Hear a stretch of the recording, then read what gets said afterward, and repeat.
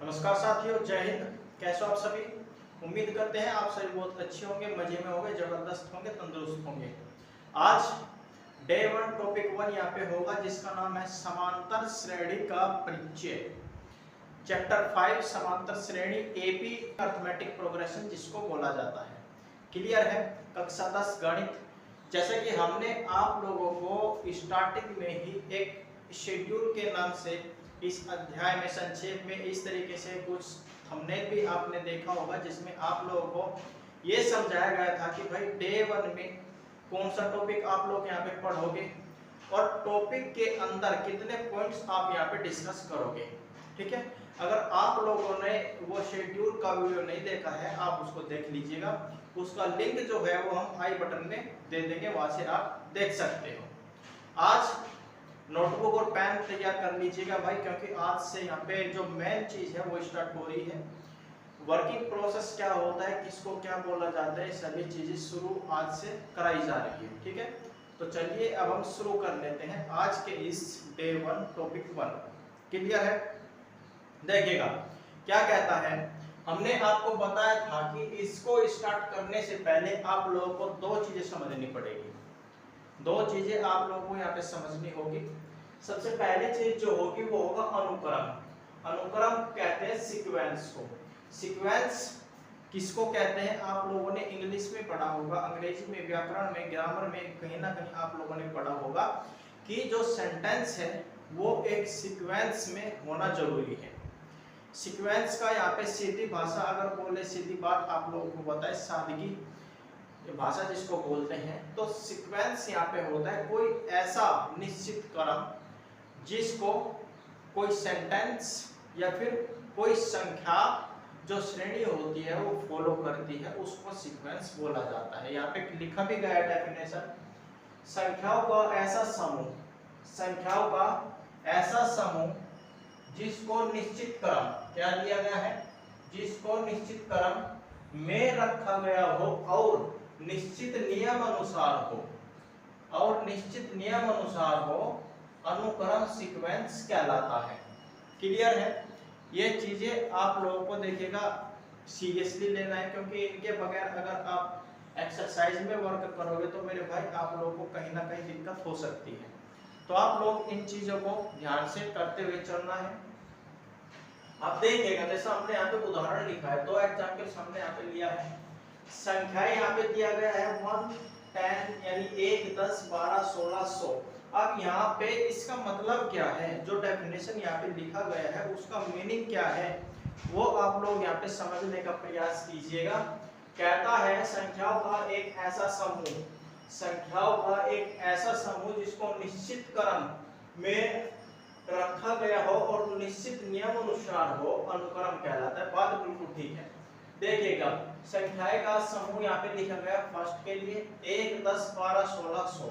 अब 1, 10, 12, 16, 100 जो है ये कौन सा क्रम फॉलो करता है? आप देखते हो छोटे से बड़े की तरफ हम यहाँ पे चल रहे हैं, यानी ये आरोही क्रम जिसको बोला जाता है, आरोही क्रम होता है, बढ़ता हुआ क्रम। तो यहाँ पे जो संख्याओं का समूह है वो बढ़ते हुए क्रम को फॉलो करता है। ठीक है, यहाँ पे ये बात तो सिद्ध हो गई है।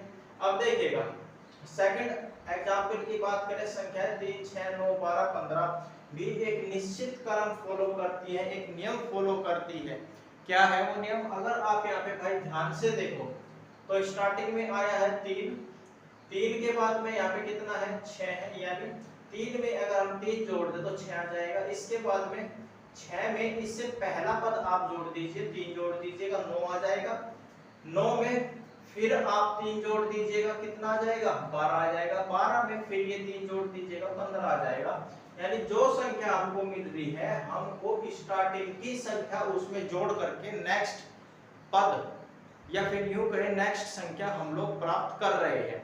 यहाँ पे ये एक निश्चित क्रम है भाई। ठीक है, अब देखिएगा यहाँ पे तो इसको संख्या बोला गया है, यहाँ पे क्या बोला गया है, संख्या इसको बोला गया है। जब आप आगे इसमें चलोगे समांतर श्रेणी में तो यही संख्याएं जो है वे पद बन जाती है। ठीक है ना, यही संख्याएं जो है पद बन जाती है, यानी जिसको आप लोग समझोगे टर्म के नाम से। ठीक है, अब नेक्स्ट अगर बात करें तो नेक्स्ट है श्रेणी प्रोग्रेशन, जिसको बोला जाता है ऐसा अनुक्रम जिसमें पदों का कुछ विशेष नियमों या फिर प्रतिबंधों के साथ लिखा जा सके, अर्थात जिसका पद किसी विशेष नियम के अंतर्गत व्यवस्थित हो, श्रेणी कहलाती है। श्रेणी, ठीक है ना, प्रोग्रेशन कहलाती है। बात बिल्कुल ठीक है। देखिएगा दो उदाहरण हमने यहाँ पे दिया है। अनुक्रम 5 7 9 11 आपको ये चलती जा रही है, कोई यहाँ पे पता सता नहीं है इसका कि भाई ये कहाँ तक जाती है। ठीक है, तो 5 7 9 11 डिफरेंस आप देख लीजिएगा मेरे भाई। आप लोग जब पढ़ोगे यार इतना तो समझ ही सकते हो कि यहाँ पे बोलना क्या चाह रहे हैं ना, डिफरेंस कितने का है। देखिएगा 5 में 2 जोड़ेंगे तो कितना आएगा, 7 आएगा। 7 में 2 जोड़ेंगे 9 आएगा, और 9 में 2 जोड़ेंगे तो 11 मिलेगा। या फिर यूं कहिए 7 में से 5 को घटा लीजिए, कितना मिलेगा, 2 मिलेगा। 9 में से 7 घटा लीजिए, फिर 2 मिलेगा। 11 में से 9 घटा दीजिए, फिर 2 मिलेगा।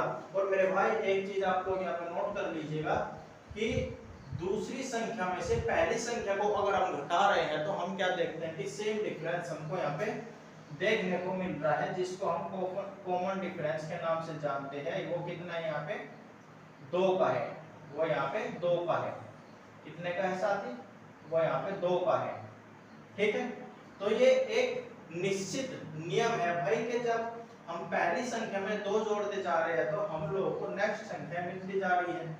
अब इसके बाद में सेकंड की अगर हम बात करें, अनुक्रम 3 10 18 21 35, तो इसकी अगर हम बात करें 3 के बाद देखते हैं यहाँ पे 7 आ गया, 7 और 3 10, या फिर ये कहिए 10 में से 3 गया 7, 18 में से 10 गया तो 8। यहाँ पे क्या होता है, यहाँ पे कोई जो नियम है, जो प्रोसेस है, वो हमको पता ही नहीं चल रहा है कि भाई क्या फॉलो हो रहा है फिर क्या नहीं हो रहा है। ठीक है, क्योंकि समांतर श्रेणी में आप लोगों को एक चीज नोट कर लेनी है कि किन्हीं भी दो संख्याओं का अंतर जो है वो बिल्कुल सेम आना चाहिए। ठीक है, समझ आई बात। या फिर आप लोग बोल सकते हो कि इस सेकंड अनुक्रम में इसमें कोई विशेष नियम के अंतर्गत इनको व्यवस्थित नहीं किया जा सकता। यही तो है ना, आप देख सकते हो कहीं पे अंतर 7 का आता है तो कहीं पे 8 का आता है। फिर 21 में से अगर आप 18 घटाओगे तो आप देखोगे यहाँ पे भाई 3 का अंतर बन रहा है। तो यहाँ पे कह सकते हो कि भाई according to condition, according to definition, भाई इसका जो है एक निश्चित अनुक्रम नहीं है। क्लियर है बात।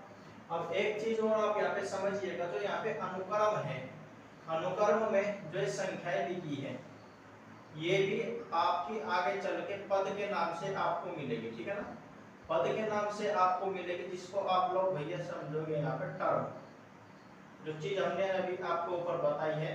और ये सीडी है ना, सीडी यानी जिसको बोलते हैं कॉमन डिफरेंस, जिसको आप डी से आप डिनोट करोगे।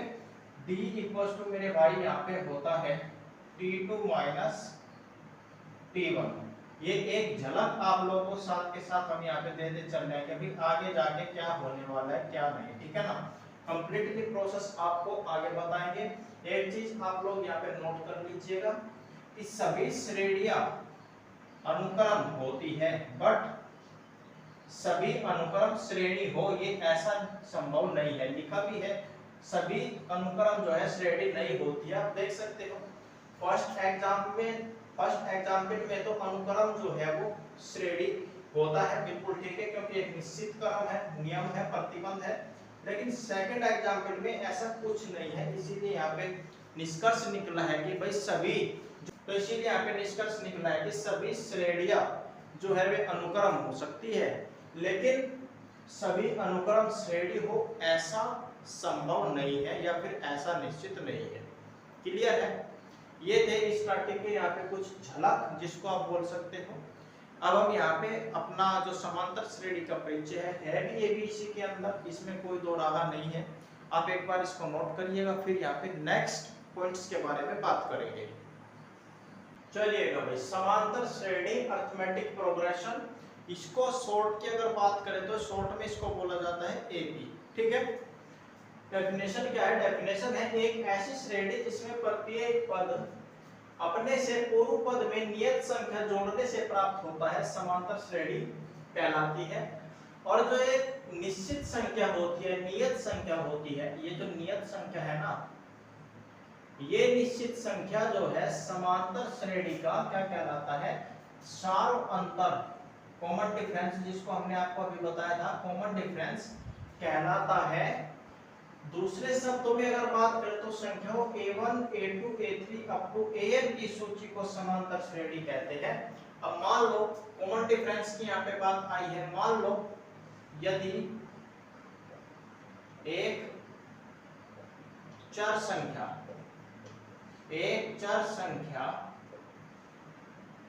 सार्वअंतर यानी d जिसको हम कहते हैं सार्वअंतर, ठीक है ना, सार्वअंतर इस प्रकार अस्तित्व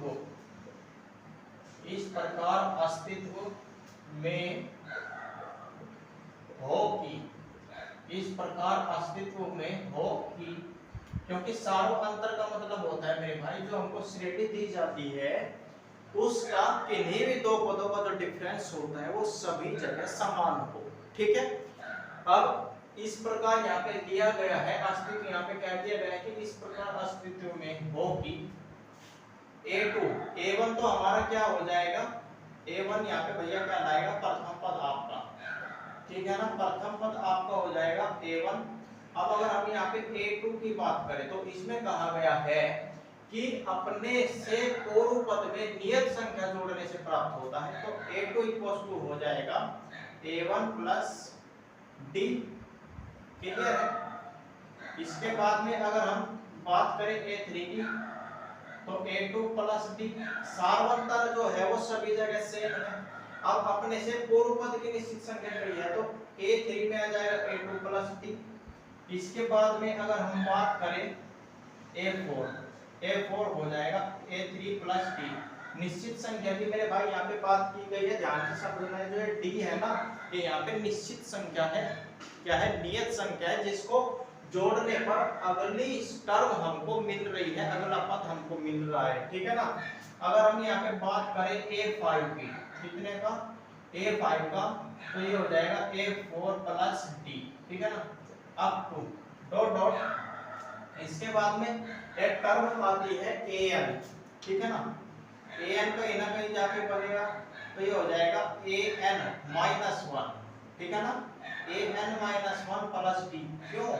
क्योंकि आप लोग ध्यान से समझिए कि जब हम तीसरा पद ज्ञात करते हैं तो हमको यहाँ पे a2 यानी 3 में से 1 कम करके तब ऐड करना पड़ता है टर्म, क्लियर है, तभी तो जाके हमको नेक्स्ट पद मिलेगा। अब इसी प्रकार से आप देख सकते हो an जो है यहाँ पे क्या है, an में से तो हमको एक टर्म कम करनी पड़ेगी यानी एक घटा करके यहाँ पे लिखना पड़ेगा, तभी तो हमको an यानी जिसको आप बोलते हो ना nवा पद वो यहाँ पे मिलेगा, ठीक है। इसका बात आगे डिस्कस होगा, लेकिन जब बात आई है तो इसको भी यहाँ पे थोड़ा सा क्लियर कर देते हैं, ठीक है। अब देखिएगा अगर हम बात करें समांतर श्रेणी की यहाँ से, ठीक है ना, अब सामान्यतः जनरली जो हमारा a है और a प्लस d है ये क्या हो जाएगा, पहला पद ये, दूसरा पद ये, तीसरा पद हो जाएगा कितना, a प्लस 2d, क्लियर है, a प्लस 2d। समझ आई बात, कैसे देखिएगा भाई, हमने यहाँ पे क्या लिया है, हमने यहाँ पे a2 लिया है तो a2 equals to a plus d, तो यहाँ पे हो गया यानी दूसरा पद ये आ गया, प्रथम पद ये होता है हमारा। अब तीसरे पद की अगर हम यहाँ पे बात करेंगे तो यहाँ पे लिखा है a2 प्लस d, a2 का यहाँ पे इक्वल कितना है, a2 इक्वल है मेरे भाई a1 प्लस d, ठीक है ना, a1 प्लस d। अब हमको क्या चाहिए, हमको तो ये तो चाहिए ना भाई। अब a1 क्या है, हमारा प्रथम पद होता है, आप इनने तो यहाँ पे बोला है कि प्रथम पद होता है, ठीक है। अब जो d है ये d और ये d मिलके कितना हो जाएगा, 2d हो जाएगा या नहीं हो जाएगा, क्लियर है। इसका थोड़ा सा यहाँ पे जो चीजें हैं वो आप लोगों को आगे जाके और क्लियर हो जाएगी। इक्वल्स टू चौथा पद की अगर बात करें तो 4 में से 1 घटा दीजिए और 3 के साथ इसका गुणा कर दीजिए, a प्लस 3d। पांचवें पद की अगर हम बात करें तो ये हो जाएगा a प्लस 5 में से घटाइए 4 into d up to dot dot, ये श्रेणी जो है n टाइम्स चलती जा रही है, ठीक है। इसको हम कहते हैं क्या भाई, ये एक समांतर श्रेणी को निरूपित करती है। ठीक है, ये एक समांतर श्रेणी को निरूपित करती है। बोलिएगा बात सही है क्या नहीं? ठीक है, क्योंकि देखिएगा जो समांतर श्रेणी होती है, हमने आपको बताया है कि किन्हीं भी दो संख्या को आप ले लो, अब उसमें से क्या करिएगा, उसमें आप जो डिफरेंस होता है वो आप एक बार चेक करिएगा। यहाँ पे देख लो, ये हमारा क्या है, इसको हम क्या कह देते हैं, प्रथम पद है हमारा। ठीक है ना, प्रथम पद यानी इसको आप एक बार यहाँ पे T1 मानिए, इसको आप ले लीजिएगा T2। ठीक है, सेकंड टर्म इसको बोल सकते हैं क्योंकि ये यहाँ पे पहले से ही इन्वॉल्व है। अब अगर हम यहाँ पे बात करें D की, कॉमन डिफरेंस की, तो इसका फॉर्मूला होता है T2 माइनस T1। T2 रखिए, T2 है हमारे पास में A plus D minus T1 है मेरे भाई A, तो A से A को मारेंगे तो कितना आएगा, D आएगा या फिर नहीं आएगा। तो यहाँ पे आप रखना चाहो तो कैपिटल D आप ले सकते हैं क्योंकि स्मॉल d यहाँ पे पहले से है। अभी ये तो हो गई एक की बात। अब अगर हम इन दोनों की बात करें, देख लीजिएगा, इसको अब की बार आप यहाँ पे T1 मान लो, इसको आप मान लो T2, तो यहाँ से कॉमन डिफरेंस आप ज्ञात कीजिए, यानी सार अंतर ज्ञात करिए। सार अंतर का पता है आपको, भाई दूसरी संख्या से पहली संख्या घटा दीजिए, सिंपलाइज दैट आ जाएगा a plus 3d minus a minus 2d, क्योंकि माइनस आएगा तो ये प्लस जो है माइनस बन जाएगा, a से तो a कटेगा, this simplifies that capital D equals to क्या आ जाएगा, 3d माइनस 2d, 1d बचेगा। देख सकते हो दो संख्या का जो डिफरेंस है, यहाँ d है तो यहाँ भी d है। इस तरीके से आप यहाँ पे ज्ञात करोगे तो मेरे भाई सेम आपको मिलेगा, कोई यहाँ पे चेंजेस नहीं आएगा। जो डिफरेंस होता है किन्हीं भी दो संख्या का वो इक्वल आएगा समांतर श्रेणी में, ये आपको बात ध्यान रखनी है। क्लियर है, करिएगा आप इसको नोट। फिर यहाँ पे नेक्स्ट बढ़ते हैं। चलिएगा भाई नेक्स्ट अगर बात करते हैं तो परिमित समांतर श्रेणी आप लोगों को लिखाया गया ताकि भाई इसके बारे में बात होगी।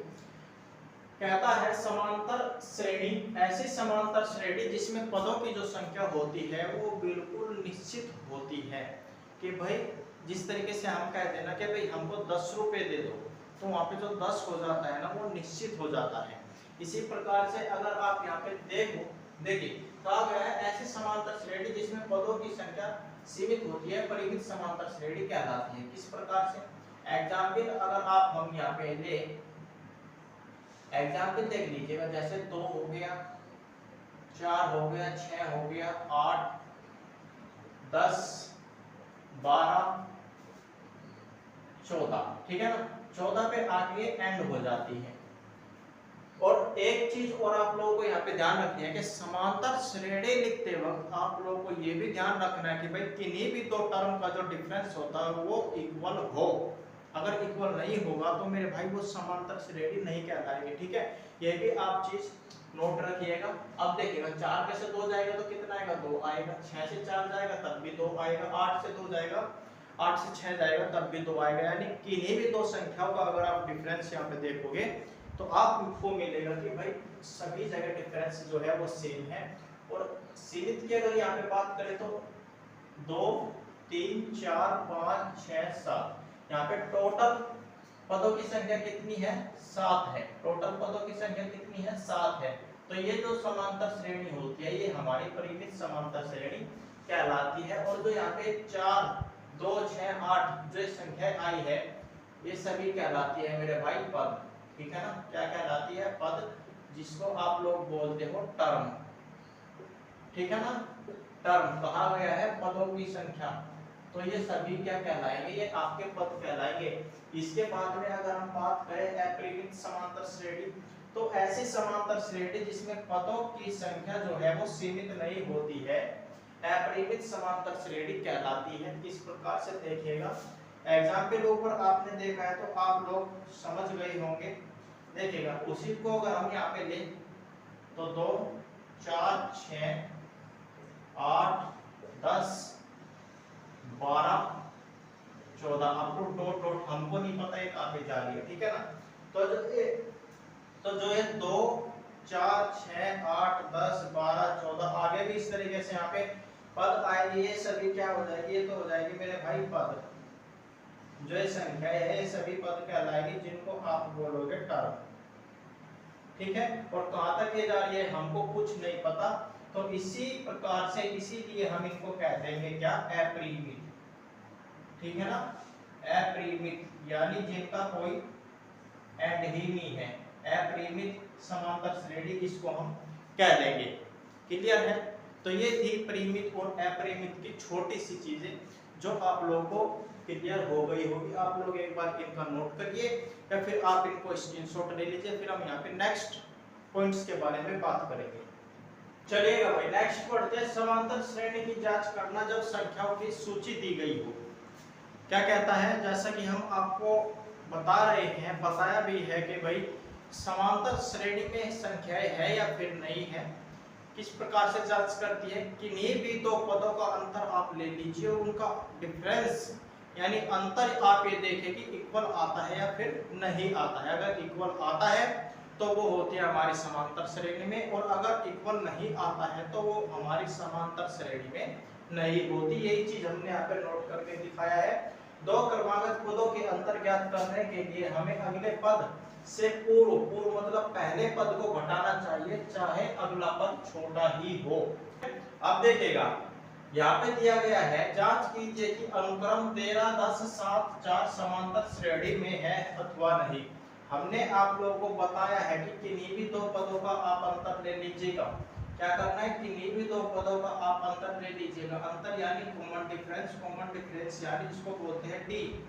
ठीक है ना, पहले इन दो पदों को आप लीजिएगा 13 और 10। इसमें देखिएगा, इसमें पहला जो पद होगा आपका, पहला जो पद होगा T2 इक्वल, यहाँ पे दूसरा पद पहले लिख देते हैं 10 होगा, और T1 यानी पहला पद हो जाएगा 13। ठीक है ना, इस D के लिए अब हमने आपको बताया है T2 माइनस T1 यानी दूसरे पद में से पहला पद आप घटा दीजिए। दूसरा पद है मेरे भाई यहाँ पे 10, पहला पद है 13, तो कितना आएगा, माइनस का 3 आएगा। अब फिर दो आप यहाँ पे टर्म्स लीजिए, अब की बार 10 और 7 ले लीजिए, यानी कि T1 अब की बार हो जाएगा 10 और T2 हो जाएगा 7। क्लियर है, T2 माइनस T1, T2 है यहाँ पे 7 माइनस 10 बराबर माइनस का 3 आ जाएगा। अब की बार 7 और 4 को लीजिए, D यानी कॉमन डिफरेंस आप लोग निकालोगे, तो T2 माइनस T1 होगा या फिर नहीं होगा। इनके लिए जो प्रथम पद हो जाएगा वो हो जाएगा मेरे भाई 7 और T2 यहाँ पे हो जाएगा 4। ठीक है, घटाइए T2 माइनस T1 यानी 4 माइनस 7, 4 माइनस 7 करोगे तो आप देखोगे कि माइनस का 3 माइनस का 3 माइनस का 3, यानी तीनों का यहाँ पे जो कॉमन डिफरेंस है कितना आया है, वो सेम आया है, जो है -3 -3 -3। क्लियर है, अतः किन्हीं भी दो क्रमागत पदों का अंतर यहाँ पे समान है, चूंकि अतः चूंकि किन्हीं भी दो क्रमागत पदों का अंतर, क्रमागत पदों का अंतर, क्रमागत पदों का अंतर समान है। समान मतलब बराबर, एक जैसा। ठीक है, अतः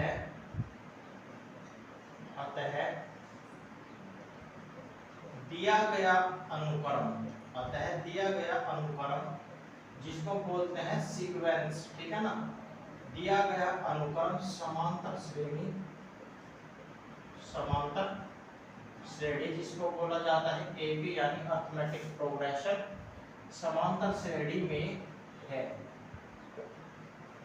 क्लियर है भाई, ये हो जाएगा इसका आंसर।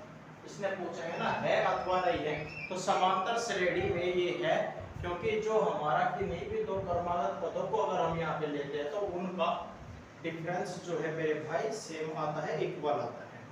क्लियर, तो आप लोग इसको नोट करिए, फिर यहाँ पे हम नेक्स्ट पॉइंट के बारे में बात करेंगे। चलिएगा भाई, समांतर श्रेणी का सारांतर ज्ञात करने की विधि तो आप लोग देख भी चुके होंगे। जो डी होता है उसको किस प्रकार से हम ज्ञात करते हैं।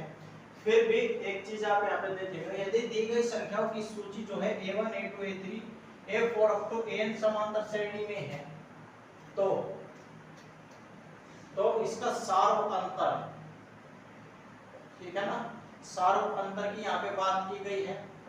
तो इसका सार अंतर जिसको हम बोलते हैं मेरे भाई कॉमन डिफरेंस, और इसको डिनोट करते हैं स्मॉल डी से, ठीक है ना।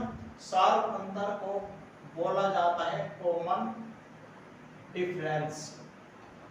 क्या बोला जाता है? कॉमन डिफरेंस, इसको यहाँ पे बोला जाता है। और इसको जब हम ज्ञात करते हैं कि भी दो क्रमागत पदों का जो अंतर है वो बराबर आना चाहिए, ठीक है ना। यानी a2 minus a1 equals to a3 minus a2, a4 minus का a3, a4 से अगला पद क्या होता है? a5 होता है। a5 माइनस का a4 up to dot dot equals to an है an माइनस 1, ठीक है। यानी nवा पद और nवे पद से पहला पद, ठीक है। ये एक तरीका होता है सार अंतर ज्ञात करने का। क्लियर है? अब मान लो हम यहाँ पे एक एग्जाम्पल आप लोगों को समझाते हैं, इसके थ्रू देखिएगा। जो सार अंतर होता है वो शून्य भी हो सकता है, प्लस का भी हो सकता है और माइनस का भी हो सकता है। इसमें कोई ऐसी बाउंडेशन नहीं है कि भाई ये प्लस का ही हो, ठीक है। माइनस का भी हो सकता है और प्लस का भी हो सकता है और साथ ही साथ जीरो भी हो सकता है, ठीक है। अब एग्जांपल्स आप एक बार यहाँ पे देखिए। कहता है, एक एग्जांपल हम यहाँ पे लेते हैं 3 माइनस 2 माइनस 7 माइनस का 12 माइनस 7 माइनस का 12 अब तो चलती जाती है। कहता है कि इसका सार अंतर ज्ञात करो। मान लो हमारे पास ये समांतर श्रेणी है। अब क्या कहता है? कहता है कि इसका सार अंतर हम लोगों को ज्ञात करना है। तो प्रथम पद सबसे पहले आप लोगों को देख लेना है। प्रथम पद को डिनोट करते हैं a1 से, जो है इसमें 3, ठीक है ना। 3 ही तो इसमें प्रथम पद है। और a2 की अगर बात करें तो a2 है यहाँ पे माइनस का 2, ठीक है ना। a2 है माइनस का 2।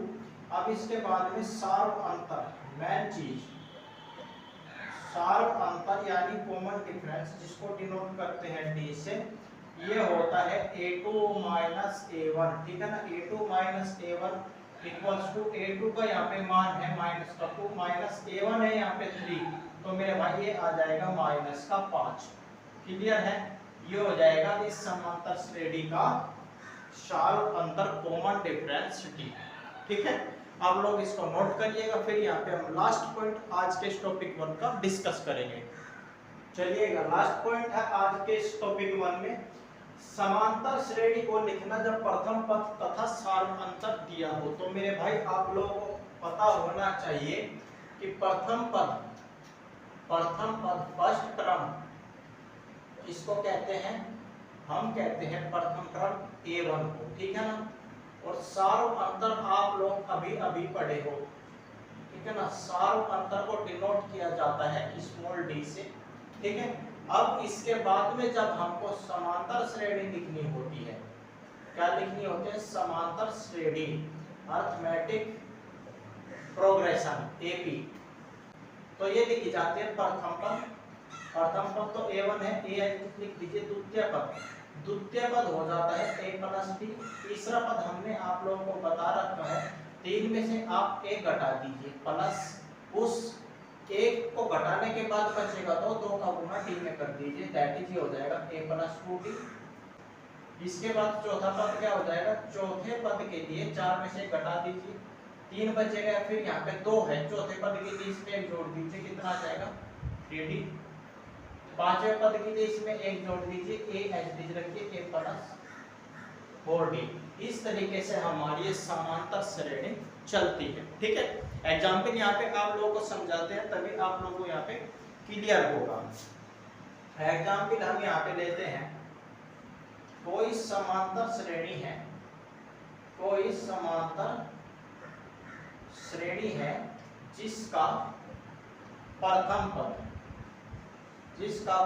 पद हमको यहाँ पे दिया गया है भाई, ये दिया गया है 5, क्लियर है, और सार्व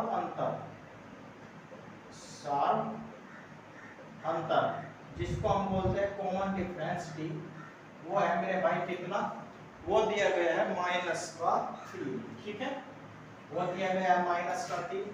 तो समांतर श्रेणी कहा है लिखने के लिए, किस प्रकार से लिखेंगे, स्ट्रक्चर एंड प्रोसेस आप लोगों को पता है।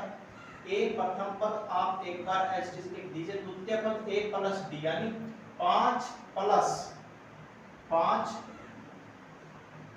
-3, इसके बाद में प्रथम पद प्लस ए प्लस डी तक की बात आ गई है, ए प्लस 2d यानी ए की जगह है हमारा 5 प्लस 2 गुणे 3, यहाँ पे हो जाएगा मेरे भाई -6, ठीक है। इससे आगे चलेंगे 5 प्लस -2 तक यहाँ पे आ गई है, 3 3 9 -9 हो जाएगा। इसके बाद में 5 प्लस 4 दिए 12 यानी ये -12 बनेगा, ठीक है। इसके बाद में जो श्रेणी है ये चलती जाएगी। अब इसको आप सोल्व करोगे तो आपको मिलेगा 5 में से 3 जाएगा 2, 5 से -6 जाएगा, कितना बचेगा -1, 5 से -9 जाएगा तो आप बोलोगे भैया -4 बचेगा, 5 से -12 जाएगा तो कितना बचेगा मेरे भाई, यहाँ पे बचेगा कितना -7, ठीक है। इसी तरीके से जो श्रेणी है मेरे भाई ये चलती जाती है, ठीक है। क्लियर हो गई बात, देख लीजिए अगर कोई डाउट आप लोगों को यहाँ पे हो, समझ आई बात। तो मेरे भाई इसकी जो रिक्वायर्ड समांतर श्रेणी हो जाएगी वो आपके सामने है, वो हो जाएगी ये, ठीक है। तो ये था आज का हमारा टॉपिक फर्स्ट, डे 1 में आप लोगों को क्लियर कराया गया है। तो उम्मीद करते हैं कि ये सभी चीजें आपको अच्छे से क्लियर हो गई होगी। फिर भी अगर आपका कोई डाउट बचता है तो आप उसको कमेंट सेक्शन में पूछ सकते हो, नेक्स्ट वीडियो में आप लोगों को उसका सॉल्यूशन मिल जाएगा। तो मेरे भाई आज के इस वीडियो में बस इतना ही, आज के इस टॉपिक 1 डे 1 में बस इतना ही। मिलते हैं नेक्स्ट डे 2 में, तब तक के लिए नमस्कार, जय हिंद, जय भारत।